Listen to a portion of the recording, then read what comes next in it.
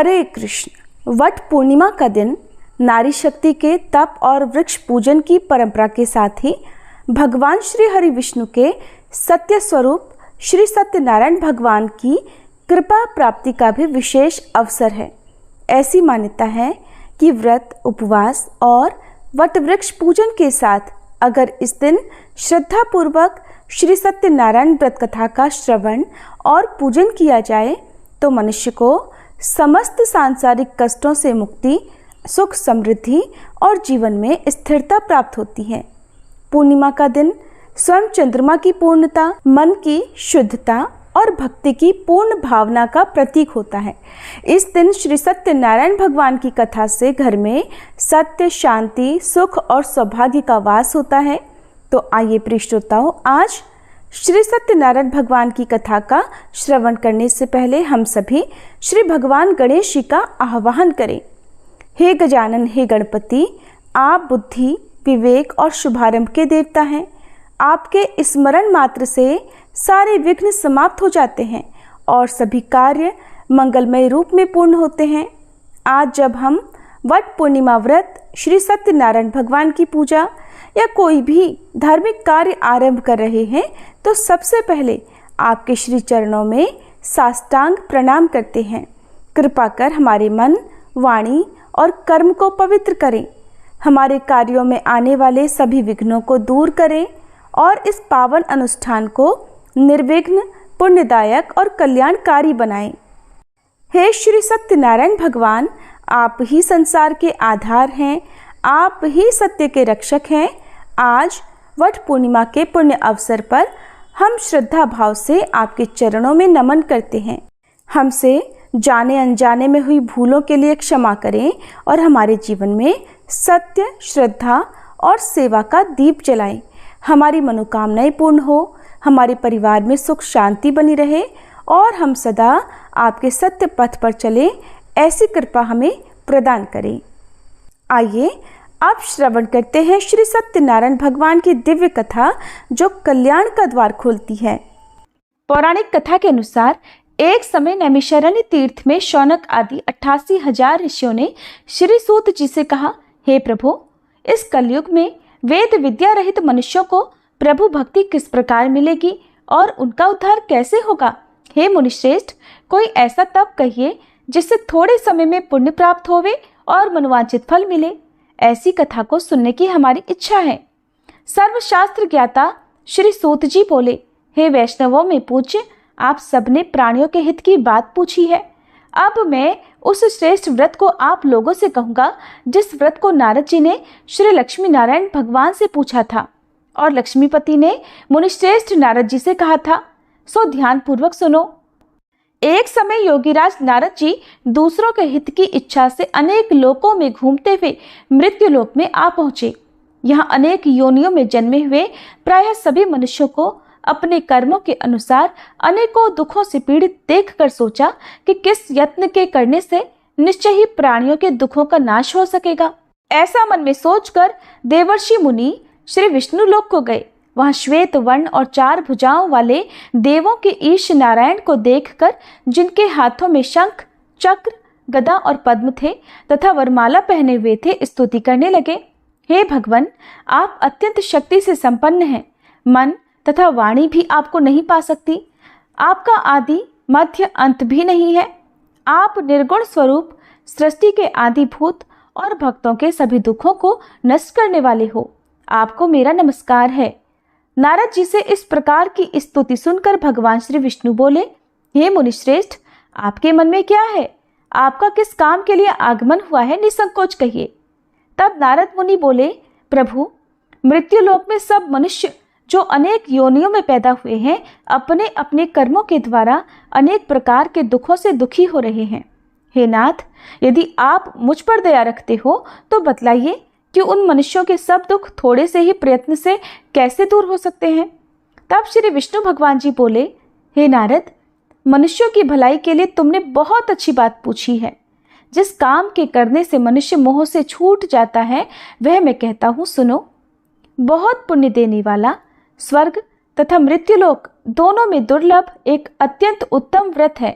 आज मैं प्रेमवश होकर तुमसे कहता हूँ, श्री सत्यनारायण भगवान का ये व्रत अच्छी तरह विधि पूर्वक करके मनुष्य धरती पर आयु पर्यंत सुख भोग कर मरने पर मोक्ष को प्राप्त होता है। श्री भगवान के वचन सुनकर नारद मुनि बोले, हे भगवान, उस व्रत का फल क्या है, क्या विधान है, और किसने यह व्रत किया है, और किस दिन यह व्रत करना चाहिए, विस्तार पूर्वक कहिए। भगवान विष्णु बोले, हे नारद, दुख शोक आदि को दूर करने वाला, धन धान्य को बढ़ाने वाला, सौभाग्य तथा संतान को देने वाला यह व्रत सब स्थानों पर विजय करने वाला है। भक्ति और श्रद्धा के साथ किसी भी दिन मनुष्य श्री सत्यनारायण की प्रातःकाल के समय ब्राह्मणों और बंधुओं के साथ धर्म परायण होकर पूजा करे। भक्ति भाव से नैवेद्य केले का फल, शहद, घी, दूध और गेहूं का आटा सवाया लेवे। गेहूं के अभाव में साठी का चूर्ण भी ले सकते हैं और सब पदार्थों को भगवान को अर्पण कर देवे तथा बंधुओं सहित ब्राह्मणों को भोजन करावे। पश्चात स्वयं भोजन करे। रात्रि में नृत्य गीत आदि का आयोजन कर सत्यनारायण भगवान का ध्यान करते हुए समय बिताए। इस तरह व्रत करने पर मनुष्य की इच्छा निश्चय पूरी होती है। विशेष रूप से कलिकाल में भूमि पर यही मोक्ष का सरल उपाय है। प्रेम से बोलिए श्री सत्यनारायण भगवान की जय। श्री सत्यनारायण व्रत कथा का प्रथम अध्याय संपूर्ण। दूसरा अध्याय। श्री सूत जी बोले, हे ऋषियों, जिसने पहले समय में इस व्रत को किया है उसका इतिहास कहता हूँ, ध्यान पूर्वक सुनो। सुंदर काशीपुरी नगरी में एक अत्यंत निर्धन ब्राह्मण रहता था। वह भूख और प्यास से बेचैन हुआ नित्य पृथ्वी पर घूमता था। ब्राह्मणों से प्रेम करने वाले भगवान ने ब्राह्मण को दुखी देखकर बूढ़े ब्राह्मण का रूप धरकर उसके पास जाकर आदर पूर्वक पूछा, हे विप्र, तुम नित्य दुखी होकर पृथ्वी पर क्यों घूमते हो? हे ब्राह्मण, ये सब मुझसे कहो, मैं सुनना चाहता हूँ। तब वह ब्राह्मण बोला, मैं निर्धन ब्राह्मण हूँ, भिक्षा के लिए पृथ्वी पर फिरता हूँ। हे भगवान, यदि आप इससे छुटकारा पाने का कोई उपाय जानते हो तो कृपा कर मुझे बताएं। वृद्ध ब्राह्मण बोला, हे विप्र, सत्यनारायण भगवान मनोवांछित फल देने वाले हैं, इसलिए तुम उनका पूजन करो, जिसके करने से मनुष्य सब दुखों से मुक्त हो जाता है। तब ब्राह्मण को व्रत का सारा विधान बतलाकर बूढ़े ब्राह्मण का रूप धारण करने वाले श्री सत्यनारायण भगवान वहीं अंतर्ध्यान हो गए। जिस व्रत को वृद्ध ब्राह्मण ने बतलाया है, मैं उसको अवश्य करूंगा, यह निश्चय करने पर उसे रात भर नींद नहीं आई। सवेरे उठकर सत्यनारायण भगवान के व्रत का निश्चय कर वह भिक्षा के लिए चला। उस दिन उसको भिक्षा में बहुत सारा धन मिला, जिससे बंधु बांधवों के साथ उसने सत्यनारायण भगवान का व्रत किया। इसके करने से वह ब्राह्मण सब दुखों से छूटकर अनेक प्रकार की संपत्तियों से युक्त हुआ। उस समय से वह ब्राह्मण हर मास व्रत करने लगा। इस तरह सत्यनारायण भगवान के व्रत को जो भी करेगा वह मनुष्य सब दुखों से छूट जाएगा। इस तरह नारद जी से सत्यनारायण भगवान का कहा हुआ यह व्रत मैंने तुमसे कहा। हे विप्रो, मैं अब और क्या कहूँ? तब ऋषिगण बोले, हे मुनीश्वर, संसार में इस ब्राह्मण से सुनकर किस किसने इस व्रत को किया, हम वह सब भी सुनना चाहते हैं। इसके लिए हमारे मन में अत्यंत जिज्ञासा हो रही है। सूत जी बोले, हे मुनियों, जिसने इस व्रत को किया है वह सब भी सुनो। एक समय वह ब्राह्मण धन और ऐश्वर्य के अनुसार बंधु बांधवों के साथ व्रत करने को तैयार हुआ। उसी समय एक लकड़ी बेचने वाला बूढ़ा आदमी आया और बाहर लकड़ियों को रखकर ब्राह्मण के मकान में गया। प्यास से दुखी लकड़हारा उनको व्रत करते देखकर ब्राह्मण को नमस्कार करके कहने लगा, ये आप क्या कर रहे हैं? इसके करने से क्या फल मिलता है? कृपा करके मुझको बताइए। ब्राह्मण ने कहा, सब मनोरथों को पूर्ण करने वाला यह सत्यनारायण भगवान व्रत है। इसकी ही कृपा से मेरे यहाँ धन धान्य आदि की वृद्धि हुई है। ब्राह्मण से इस व्रत के बारे में जानकर लकड़हारा अत्यंत प्रसन्न हुआ। चरणामृत लेकर प्रसाद ग्रहण करने के बाद वह अपने घर को गया। अगले दिन लकड़हारे ने अपने मन में इस प्रकार का संकल्प लिया कि आज गांव में लकड़ी बेचने से जो धन मिलेगा उसी से सत्यनारायण भगवान का उत्तम व्रत करूंगा। ऐसा मन में निश्चय कर वह बूढ़ा आदमी लकड़ियां अपने सिर पर रखकर जिस नगर में धनवान लोग रहा करते थे ऐसे सुंदर नगर में गया। उस दिन वहां पर उसे उन लकड़ियों का दाम पहले से 4 गुना मिला। तब वह लकड़हारा दाम लेकर अति प्रसन्न होकर पके केले, शक्कर, घी, दूध, दही और गेहूं का चूर्ण इत्यादि सत्यनारायण भगवान के व्रत की कुल सामग्रियों को लेकर अपने घर गया। फिर उसने अपने परिवारजनों को बुलाकर विधि के साथ भगवान का पूजन और व्रत किया। उस व्रत के पुण्य प्रभाव से वह बूढ़ा लकड़हारा धन, पुत्र आदि से युक्त हुआ और संसार के समस्त सुख भोग कर अंत में वैकुंठ लोक को चला गया। श्री सत्यनारायण भगवान की जय। श्री सत्यनारायण व्रत कथा का 2वां अध्याय संपूर्ण। 3वां अध्याय। श्री सूत जी बोले, हे श्रेष्ठ मुनियों, अब आगे की कथा कहता हूँ, सुनो। पहले समय में उल्कामुख नाम का एक बुद्धिमान राजा रहा करता था। वह सत्यवक्ता और जितेंद्रिय था। प्रतिदिन देव स्थानों पर जाता और गरीबों को धन देकर उनके कष्ट दूर करता था। उसकी पत्नी कमल के समान मुख वाली और सती साध्वी थी। पुत्र प्राप्ति के लिए भद्रशिला नदी के तट पर उन दोनों ने सत्यनारायण भगवान का व्रत किया। उस समय वहां एक साधु नामक वैश्य आया। उसके पास व्यापार के लिए बहुत सारा धन था। वह नाव को किनारे पर ठहराकर राजा के पास आ गया और राजा को व्रत करते देखकर विनय के साथ पूछने लगा, हे राजन, भक्तियुक्त चित्त से ये आप क्या कर रहे हैं? मेरी सुनने की इच्छा है, सो आप मुझे ये बताइए। तब राजा बोला, हे वैश्य, अपने बांधवों के साथ पुत्र आदि की प्राप्ति के लिए यह महाशक्तिवान सत्यनारायण भगवान का व्रत और पूजन में कर रहा हूँ। राजा के वचन सुनकर साधु आदर से बोला, हे राजन, मुझसे भी इसका सब विधान कहो। मैं भी आपके कहे अनुसार इस व्रत को अवश्य करूंगा। मेरी भी कोई संतान नहीं है और मुझे विश्वास है कि इस व्रत के करने से निश्चय ही मुझे संतान प्राप्ति होगी। तब राजा से सब विधान सुनकर व्यापार से निवृत्त होकर वह आनंद के साथ अपने घर को गया। साधु ने अपनी स्त्री को संतान देने वाले इस व्रत को सुनाया और प्रण किया कि जब मेरे यहाँ संतान होगी तब मैं इस व्रत को करूंगा।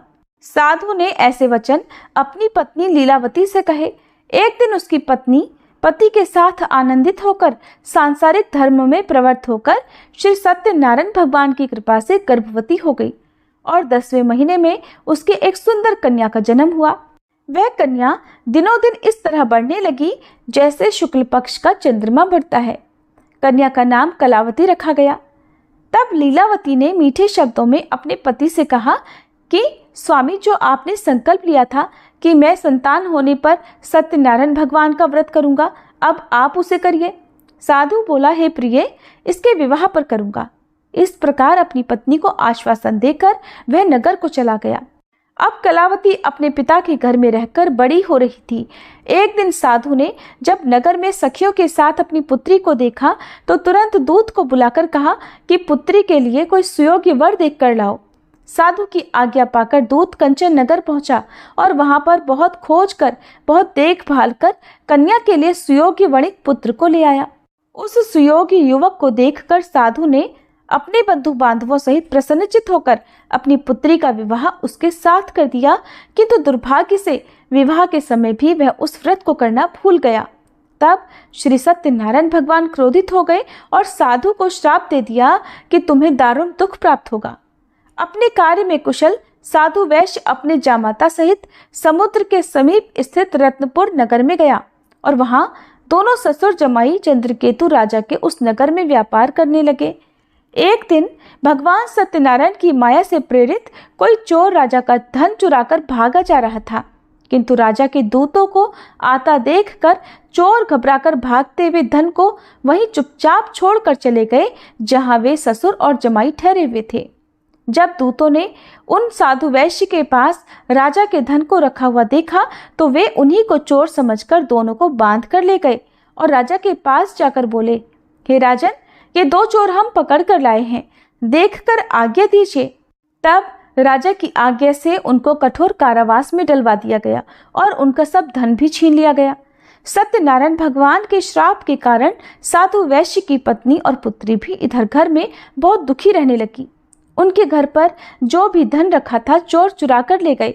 शारीरिक और मानसिक पीड़ा तथा भूख प्यास से अति दुखी होकर और अन्न की चिंता में कलावती एक दिन एक ब्राह्मण के घर गई। वहां उसने सत्यनारायण भगवान का व्रत होते देखा। फिर कथा सुनी और प्रसाद ग्रहण करके रात होने पर वह घर आई। तब उसकी माता ने कलावती से पूछा, हे पुत्री, तू अब तक कहाँ रही और तेरे मन में क्या है? कलावती कहने लगी, माते, मैंने एक ब्राह्मण के घर पर श्री सत्यनारायण भगवान का व्रत होते देखा है। कन्या के ऐसे वचन सुनकर लीलावती भगवान के पूजन की तैयारी करने लगी। लीलावती ने परिवार और बंधुओं सहित श्री सत्यनारायण भगवान का पूजन किया और वर मांगा कि मेरे पति और दामाद शीघ्र घर आ जाएं। साथ ही प्रार्थना की कि हम सबका अपराध क्षमा करो। सत्यनारायण भगवान इस व्रत से संतुष्ट हो गए और राजा चंद्रकेतु को स्वप्न में दर्शन देकर कहा, हे राजन, तुमने जिन दोनों वैश्यों को बंदी बना रखा है वे निर्दोष हैं। उन्हें प्रातः ही छोड़ दो और उनका सब धन जो तुमने ले लिया है उसे वापस लौटा दो, नहीं तो मैं तेरा धन, राज्य, पुत्र आदि सब नष्ट कर दूंगा। राजा से ऐसे वचन कहकर भगवान अंतर्ध्यान हो गए। प्रातःकाल राजा चंद्रकेतु ने सभा में अपना स्वप्न सुनाया। फिर दोनों वणिक पुत्रों को कैद से मुक्त कर सभा में बुलाया। दोनों ने आते ही राजा को नमस्कार किया। राजा मीठे वचनों से बोला, हे महानुभावों, तुम्हें दैववश ऐसा कठिन दुख प्राप्त हुआ है, अब तुम्हें कोई भय नहीं। ऐसा कहकर राजा ने उनको नए नए वस्त्र आभूषण पहनाए और उनका जितना धन लिया था उससे दोगुना धन देकर आदर सहित विदा कर दिया। तब वे दोनों वैश्य अपने घर को चल दिए। श्री सत्यनारायण भगवान की जय। श्री सत्यनारायण व्रत कथा का 3रा अध्याय संपूर्ण। 4था अध्याय। श्री सूत जी बोले, साधु बनिया मंगलाचरण कर और ब्राह्मणों को धन देकर अपने नगर के लिए चल पड़ा। साधु के कुछ दूर जाने पर इधर भगवान सत्यनारायण की उसकी सत्यता की परीक्षा लेने के विषय में जिज्ञासा हुई। तब वे एक दंडी का वेश बनाकर उस बनिए के सामने गए और पूछा, साधो, तुम्हारी नाव में क्या भरा है? तब धन के मद में चूर दोनों महाजनों ने अवहेलना पूर्वक हंसते हुए कहा, दंडी सन्यासी, क्यों पूछ रहे हो? क्या कुछ मुद्रा लेने की इच्छा है? हमारी नाव में तो लता और पत्ते आदि भरे हैं। उनकी ऐसी निष्ठुर वाणी सुनकर दंडी वेशधारी भगवान बोले, तुम्हारी बात सच हो जाए। ऐसा कहकर दंडी सन्यासी को रूप धारण किए हुए भगवान कुछ दूर जाकर समुद्र के समीप बैठ गए। इधर दंडी के चले जाने पर नित्य क्रिया करने के बाद उतराई हुई यानी जल में ऊपर की ओर उठी हुई नौका को देखकर साधु अत्यंत आश्चर्य में पड़ गया और नाव में लता और पत्ते आदि देखकर मूर्छित होकर पृथ्वी पर गिर पड़ा। होश आने पर वणिक पुत्र चिंतित हो गया। तब उसके दामाद ने इस प्रकार कहा कि पिताजी, आप शोक क्यों करते हैं? दंडी ने श्राप दे दिया है। इस स्थिति में वे ही चाहें तो सब कुछ कर सकते हैं, इसमें संशय नहीं। अतः उन्हीं की शरण में हमको चलना चाहिए और वहीं मन की इच्छा पूर्ण होगी। दामाद की बात सुनकर वह साधु बनिया उनके पास गया और वहां दंडी को देखकर उसने भक्ति पूर्वक उन्हें प्रणाम किया तथा आदर पूर्वक कहने लगा कि आपके सम्मुख मैंने जो कुछ कहा है, असत्य भाषण रूप अपराध किया है, आप कृपया मेरे उस अपराध को क्षमा कर दीजिए। ऐसा कहकर बार बार प्रणाम करके वह महान शोक से व्याकुल हो गया। दंडी ने उस बनिए को रोते हुए देखकर कहा, हे मूर्ख, रो मत, मेरी बात सुनो। मेरी पूजा से उदासीन होने के कारण तथा मेरी आज्ञा से ही तुमने बार बार दुख प्राप्त किया है। भगवान की ऐसी वाणी सुनकर वह उनकी स्तुति करने लगा। साधु ने कहा, हे प्रभु, ये आश्चर्य की बात है कि आपकी माया से मोहित होने के कारण ब्रह्मादि देवता भी आपके गुणों और रूपों को यथावत रूप से नहीं जान पाते। फिर मैं मूर्ख आपकी माया से मोहित होने के कारण भला कैसे जान सकता हूँ? प्रभु, आप मुझ पर कृपा कीजिए और मुझ पर प्रसन्न होइए। मैं अपनी धन संपत्ति के अनुसार आपकी पूजा करूंगा। मैं आपकी शरण में हूँ। मेरा जो नौका में स्थित पूरा धन था उसकी और मेरी रक्षा करें। उस बनिए की भक्ति युक्त वाणी सुनकर भगवान जनार्दन संतुष्ट हो गए। भगवान जनार्दन उसे अभीष्ट वर प्रदान कर वहीं अंतर्ध्यान हो गए। इसके बाद वह साधु अपनी नौका में चढ़ा और उसे धन धान्य से भरी हुई देखकर भगवान सत्यदेव की कृपा से हमारा मनोरथ सफल हो गया। ऐसा कहकर स्वजनों के साथ उसने भगवान की विधिवत पूजा की। भगवान श्री सत्यनारायण की कृपा से वह आनंद से परिपूर्ण हो गया और नाव को प्रयत्न पूर्वक संभाल कर उसने अपने देश के लिए प्रस्थान किया। साधु बनिए ने अपने दामाद से कहा, वह देखो, मेरी रत्नपुरी नगरी दिखाई दे रही है।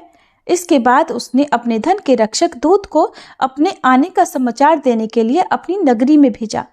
उसके बाद उस दूत ने नगर में जाकर साधु की पत्नी को हाथ जोड़कर प्रणाम किया और उसके लिए अभीष्ट बात की। सेठ जी अपने दामाद और बंधु वर्ग के साथ बहुत सारे धन धान्य से संपन्न होकर नगर के निकट पधार गए हैं। दूत के मुख से ये बात सुनकर वह अत्यंत आनंदित हुई और उस साध्वी ने श्री सत्यनारायण की पूजा करके अपनी पुत्री से कहा, पुत्री, मैं साधु के दर्शन करने के लिए जा रही हूँ, तुम भी जल्दी आना। माता का ऐसा वचन सुनकर व्रत को समाप्त करके प्रसाद का परित्याग करके कलावती भी अपने पति का दर्शन करने के लिए चल पड़ी। इससे भगवान सत्यनारायण रुष्ट हो गए और उन्होंने उसके पति को तथा नौका को धन के साथ हरण करके जल में डुबो दिया। इसके बाद कलावती कन्या अपने पति को न देखकर महान शोक से रुदन करती हुए पृथ्वी पर गिर पड़ी। नाव का अदर्शन और कन्या को अत्यंत दुखी देखकर भयभीत मन से साधु बनिया ने सोचा, ये क्या आश्चर्य हो गया। नाव का संचालन करने वाले भी सभी चिंतित हो गए। इसके बाद वह लीलावती भी कन्या को देखकर दुख से व्याकुल हो गई और अत्यंत दुख से विलाप करती हुई अपने पति से इस प्रकार बोली, स्वामी, अभी अभी नौका के साथ वह अदृश्य कैसे हो गया।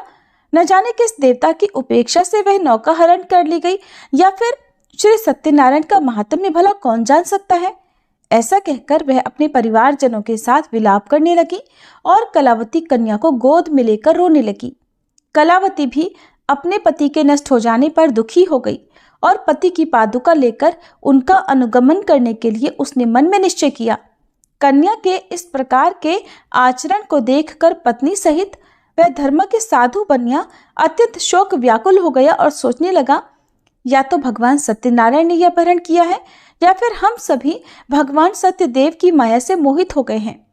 अपनी धन की शक्ति के अनुसार मैं भगवान श्री सत्यनारायण की पूजा करूंगा।